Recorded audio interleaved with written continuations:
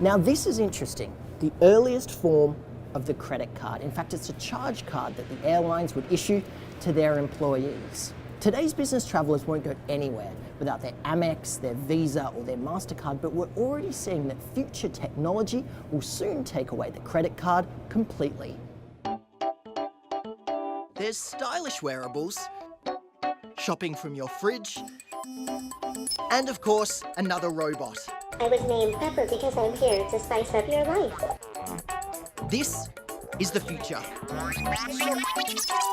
At MasterCard, we're looking also beyond the payment. John Sheldon sees a head payment that is personal and predictable.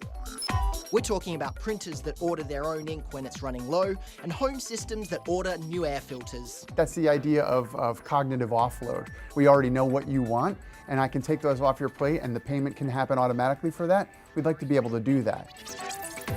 Sometimes we need to train consumers to utilize these new technologies. In the UK, there was very little adoption of contactless payments until the Transport for London team enabled contactless payments in open loop cards on the tube. We saw the use of contactless outside of transportation shoot through the moon after they enabled that. So MasterCard isn't going to be a card anymore, is it really? Yeah, not really, no. Cash is still king worldwide, even in technologically advanced Japan, where a MasterCard study found 85% of payments were still made with money. But in today's fast-paced world of e-wallets and mobile payments, desire for convenience is changing how we pay. Do these innovations work, and will they catch on? Inside MasterCard's lab, we're putting some of them to the test. First up, the business dinner, and an app that's got you covered. I check in with the application and it gives me a 4-digit number.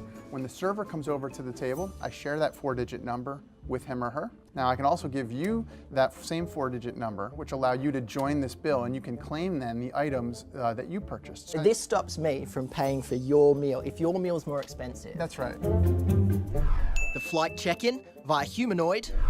So Pepper is a smart robot. Hi. Hi. Now, interacting with Pepper is about, how do we create a more human, if you will, interaction, as you're doing things like checking in and navigating an airport, walking into a first-class lounge, etc. Would you like to check into your flight FF18 to Singapore? Yes, check in, please. Great. You have been checked in.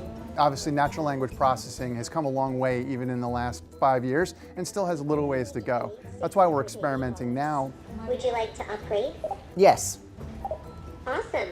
And lastly, who needs a wallet? Wearables are what's next. One example is the work that we've started with Ringly here. And so, you could be wearing this device, which has any number of other features when it connects with your phone. Where it gets really interesting is you can utilize that to complete a transaction. And anytime you put this up Go ahead. to the machine, Transaction complete. a robot and a ring. Currency continues to evolve at a pace abreast with most industries, with efficiency driving the change.